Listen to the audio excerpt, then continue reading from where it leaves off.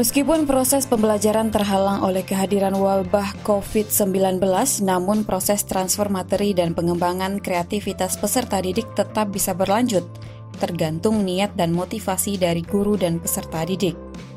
Bahkan bukan tidak mungkin, kehadiran wabah seperti ini malah semakin memotivasi siswa untuk lebih berprestasi dari hari-hari biasanya.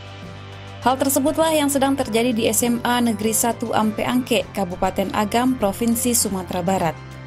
Menjelang akhir tahun 2020 atau tepatnya pada momen perayaan Hari Guru Nasional 25 November 2020, 3 orang peserta didiknya berhasil mengharumkan nama sekolah lewat prestasi berskala nasional.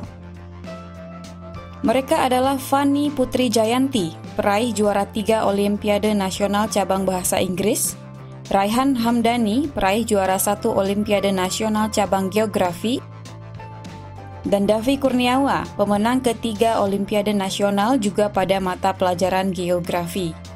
Event Olimpiade kali ini dilaksanakan oleh POSI yang merupakan panitia tahunan pelaksana Olimpiade Sains Nasional sebagai ganti dari OSN tahunan yang tertunda akibat pandemi COVID-19.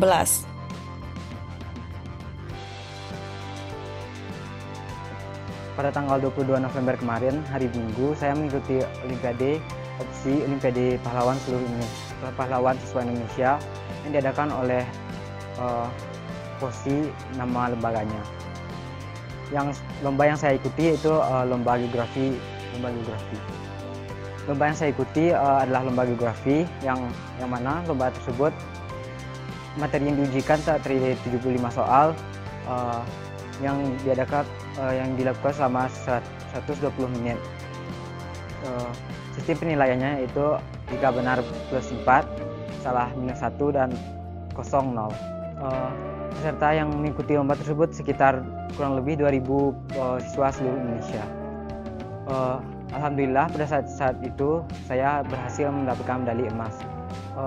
Tahun kemarin saya pernah mengikuti lomba geografi juga di UNP Universitas Negeri Padang dan berhasil meraih medali perunggu.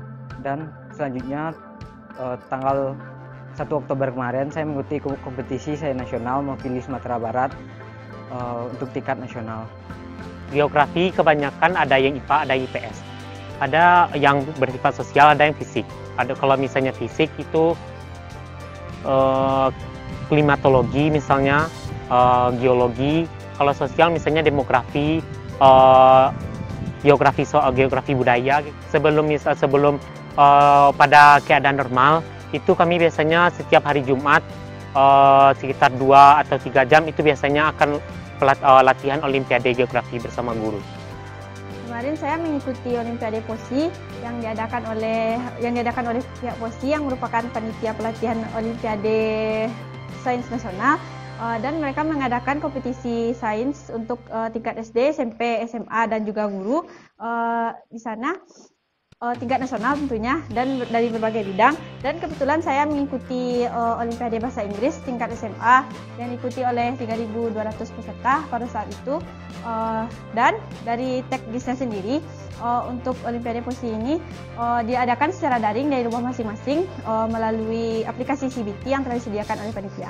Jadi ada tiga bagian dari soal yang harus dikerjakan, yaitu yang pertama soal 1-25 yaitu tentang mengisi kalimat yang kosong dengan kata-kata yang tepat atau kompatibel dengan soal. Dan dari soal 25-50 itu saya mencari kesalahan atau grammar check dari kesalahan tata bahasa yang ada di soal sebutkan. Dan yang dari soal 50-75 itu saya menyusun cerita acak menjadi cerita yang utuh. Dan waktu yang diberikan sekitar 120 menit untuk 75 soal. Alhamdulillah saat itu saya mendapat medali perunggu. Kepala SMA Negeri 1 Ampe Angke Dr. Anda Afriyati MPD menjelaskan bahwa siswa-siswa peraih juara nasional pada ajang Olimpiade mata pelajaran adalah mereka yang lewat bimbingan guru pembina memiliki motivasi dan keinginan yang lebih untuk tetap berprestasi meskipun dengan berbagai kondisi dan halangan yang ada. Sesuai dengan masa corona, anak-anak itu banyak belajar dari rumah dan juga mempergunakan internet di rumah, belajar juga dari Kemudian mereka juga diberi kuota belajar dari Kemendikbud.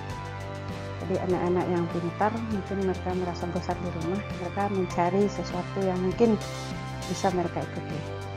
Ya, yang 3 orang tadi itu yang mendapat juara. Jadi memang dari sekolah juga ada semacam reward, dan itu sudah kami berikan perayaan kemarin.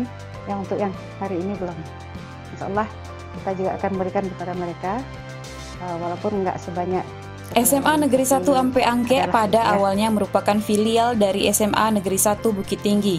Pada tahun 1982, tepatnya pada 9 Maret 1982, SMAN 1 Ampe Angke ditetapkan secara definitif dengan nama SMA 4 Angkat Canduang.